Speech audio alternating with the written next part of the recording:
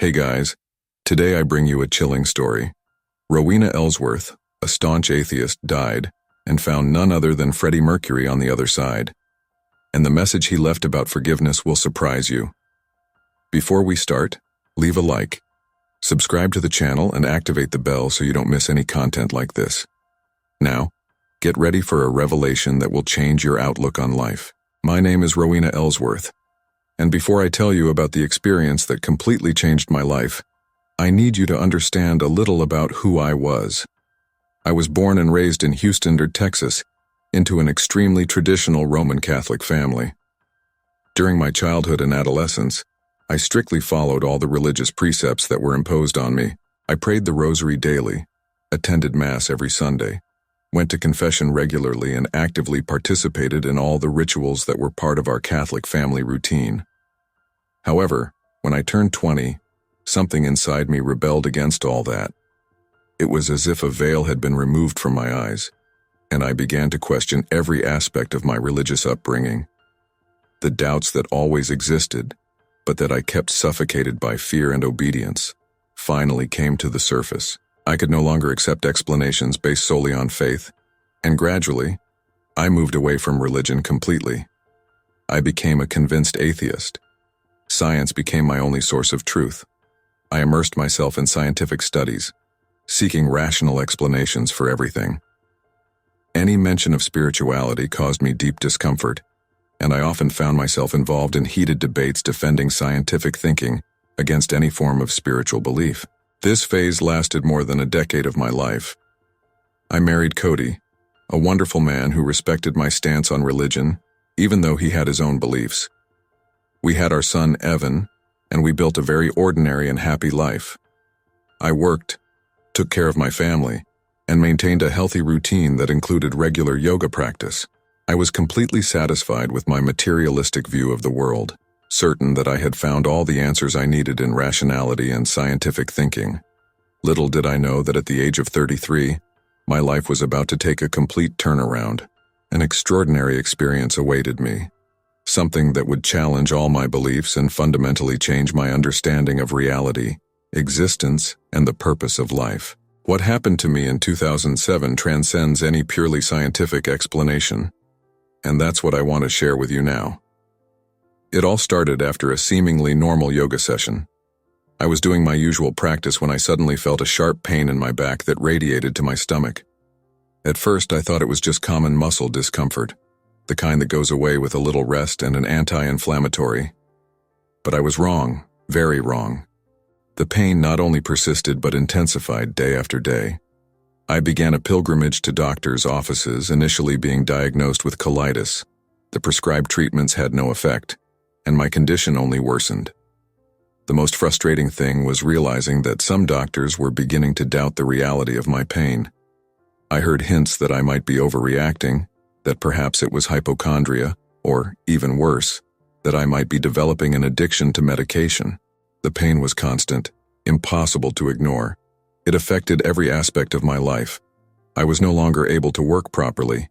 Caring for my son, Evan, was becoming more and more of a challenge, and my relationship with Cody, although he was extremely understanding, was beginning to suffer. I, who had always been so independent and active, found myself becoming more limited and dependent every day. It was on a particularly difficult night that something extraordinary happened. As I lay in bed writhing in pain, I clearly heard a voice. It wasn't a voice that came from outside, but it wasn't my normal thought either. It was different. It had a unique quality that I can't adequately explain. This voice told me, with stunning clarity, create a scene in the emergency room. At that moment, despite all my skepticism, I decided to listen to that voice. I asked Cody to take me to the hospital, and once there, I did exactly what the voice suggested. I insisted. I demanded tests. I refused to leave without a conclusive diagnosis. It was then that they finally discovered I had kidney failure caused by a rare autoimmune disease. My body was literally self-destructing, and if I hadn't made a scene that night, I might not be here to tell this story.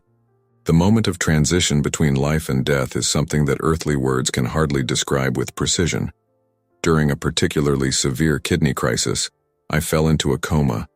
Doctors later told me that my organs were starting to fail, one after the other, like dominoes falling in succession. But what I experienced was something completely different from the coldness of that medical diagnosis. The first sensation was a gentle displacement, as if my consciousness was being gently separated from my body. There was no fear, no panic, just a feeling of lightness and expansion that I had never experienced before. It was as if, for the first time, I was really awake, really conscious here, while everything I had experienced up until then had been just a hazy dream. The environment around me was completely transformed. One moment I was in the hospital, surrounded by machines, fluorescent lights, and the constant sound of heart monitors. The next moment, I found myself in a place of indescribable beauty. The sky above me was a blue that doesn't exist in our earthly palette. It was deeper, more alive, more real somehow. The clouds weren't just white. They seemed to emanate their own light, as if they were made of a luminous substance. There were trees around me, but not like the trees we know. Each leaf seemed to pulse with a life of its own, and the light that passed through them created patterns that seemed to contain all the wisdom of the universe. The air was different too. It wasn't just air. It was like every breath filled me with love, peace, and understanding. It was then that I saw him. Under one of the most magnificent trees in that heavenly place stood Jesus. And here I need to pause to explain something important. As I already mentioned, I had become an atheist more than a decade ago. He had completely rejected any notion of divinity or spirituality. But at that moment, there was no doubt in my mind about who he was. The recognition was instantaneous and absolute, as if my soul had always known his presence. The moment I found myself face to face with Jesus was of overwhelming intensity. He didn't look like any of the artistic representations I've seen in churches or religious books. His presence was simultaneously simpler and more magnificent than any painting or sculpture could capture. His eyes. Oh, his eyes held a love so deep, so unconditional, that I felt completely exposed and, at the same time, completely accepted. When he opened his arms to welcome me, I didn't hesitate for a second. In that hug, I felt every bit of pain, fear, and doubt dissolve. It was as if every cell of my being was being bathed in pure love. All the barriers I had built up over the years, all the defenses I had erected against spirituality, simply disappeared in that moment of deep connection. Jesus did not speak with words in the conventional sense. It was more as if his thoughts flowed directly into my consciousness. Clear as crystal water, he guided me to a structure that I can only describe as a golden capsule. The light emanating from it was so bright that under normal circumstances it should have blinded me. But here, I could look directly at it without any discomfort. Inside the capsule, what I can only describe as a life review began, but it was not a simple recall of memories. It was as if every moment of my existence was happening again, simultaneously. I wasn't just reliving my experiences. I was feeling every emotion, every thought, not just mine, but of everyone who had been a part of my life. I felt my mother's unconditional love when she held me for the first time. I experienced my father's concern when he saw me sick.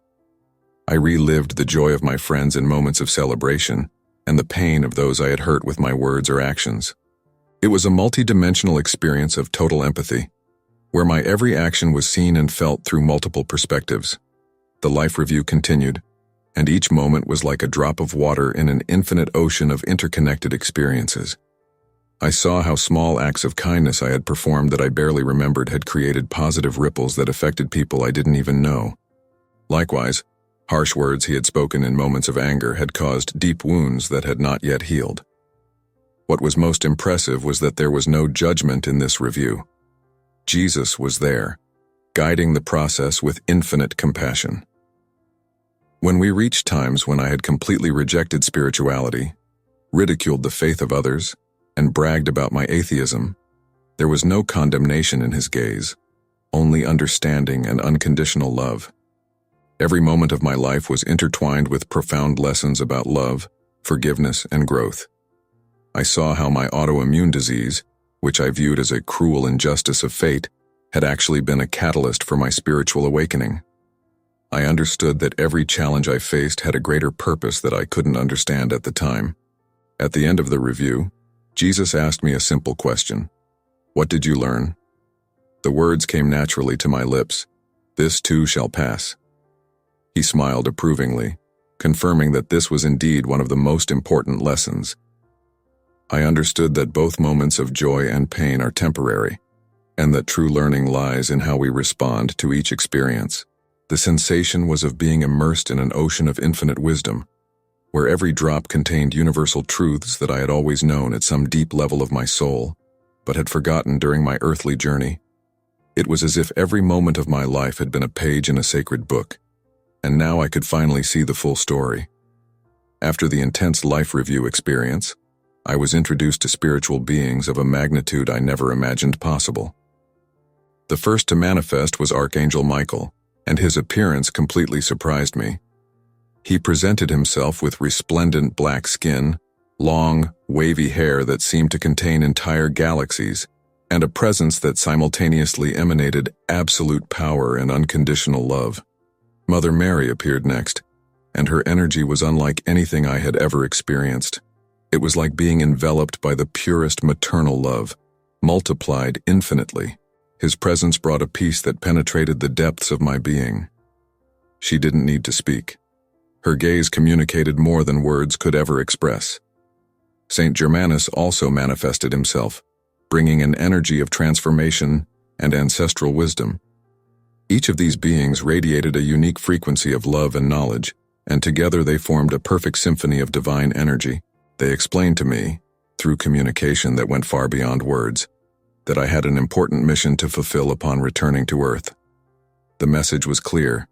I was to share with the world the truth about unconditional love and the power of forgiveness. It was not about preaching religion in the traditional sense, but about helping people understand that there is much more to existence than what our physical eyes can see and our rational mind can comprehend. The guides showed me how each soul has its own unique path of evolution, and that there is no single truth or path to spiritual enlightenment. They emphasized that my own journey, from blind faith to total rejection of spirituality, and then back to a deeper understanding, was exactly what I needed to experience to fulfill my mission. Of all the encounters I had during my near-death experience, one of the most surprising was with Freddie Mercury. I could never have imagined that I would find the legendary Queen singer there, and even less so in the state in which I found him. He was experiencing a moment of deep introspection and, in a way, still struggling with his own inner demons. Freddie presented himself to me not as the rock star the world knew, but as a soul in the process of healing. His eyes reflected a mixture of pain and wisdom, and his energy carried both the weight of regret and the strength of someone determined to transcend their own limitations. He shared with me how, even after his physical death, he was still working to free himself from certain emotional bonds. He talked about love in all its forms and how, in the end, that was what really mattered. His message was clear and urgent. The world needed to understand that love knows no barriers, that true spirituality is beyond any judgment or prejudice. Freddie made me promise that I would share his message with the world, that love and equality are fundamental, and that forgiveness, both of yourself and others, is the key to spiritual liberation. He talked about how every person we judge is just a reflection of something we need to heal in ourselves. Seeing someone so famous and admired in a moment of such vulnerability was deeply impactful. Freddie shared with me how his journey of self-discovery continued even after physical death, and how each soul has its own time of processing and evolution. It was a powerful reminder that our spiritual journey is continuous, transcending the limits of physical existence. After my conversation with Freddie Mercury, I was led to a spiritual temple of indescribable beauty. The walls seemed to be made of pure light, and every step I took reverberated with celestial music that seemed to come from every direction and no particular place at once. It was there that I had the most profound and transformative encounter of my entire experience, the encounter with God. Initially, I did not recognize him, because his presence manifested itself as pure light, a light so intense and at the same time so soft that it seemed to penetrate every atom of my being. There was no defined form, only an infinite consciousness that encompassed everything that exists. God didn't need to introduce himself. His identity revealed itself through an instantaneous and absolute understanding that washed over me. It was as if every question I had ever asked about existence found its answer, not through words or thoughts, but through direct and immediate understanding.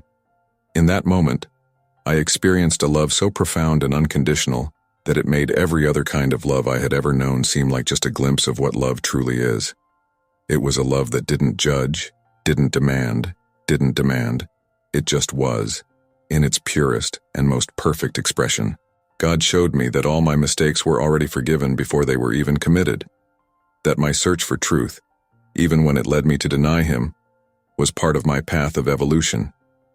His greatest desire for me, as revealed to me, was for me to live authentically, being true to myself and expressing love in all my actions. Then came the most difficult moment of my entire experience, the decision to return.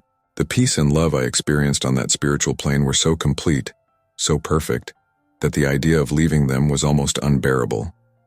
It was like I had finally found my true home, and now I needed to consider leaving it. Jesus was by my side during this crucial moment. He showed me a vision of my son Evan and my husband Cody. I saw their love for me, the pain they would feel when I was gone, the void my absence would leave in their lives. It wasn't an attempt to make me feel guilty. It was a gentle reminder of the purpose I still had to fulfill on earth. The final decision was mine, and it was made based on love. Love for my son, who still needed his mother to guide him on his journey. Love for my husband, who would be deeply affected by my premature departure. And love for humanity in general, because now I understood that I had an important mission to fulfill. Jesus accompanied me to the turning point, assuring me that the love of my family would be my greatest strength in the difficult times ahead.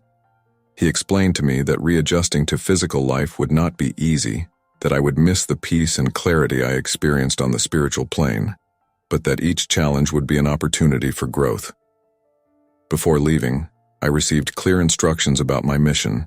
I should share my story, not to convert people to a specific religion, but to help them understand that there is much more to existence than we can see or touch. The deadline to begin this mission was established, November of that same year. Returning to physical life was like diving into ice-cold water after being enveloped in the warmest hug. The readaptation was challenging in every aspect. My body was still weakened by illness, and the density of physical existence seemed almost unbearable after the lightness I had experienced on the spiritual plane. My family and friends, especially Cody, had a hard time understanding the depth of the transformations I had undergone. How to explain that the person who returned was not exactly the same person who had left? How to share such a profound and transcendental experience using only earthly words? Spiritual visitations continued through dreams.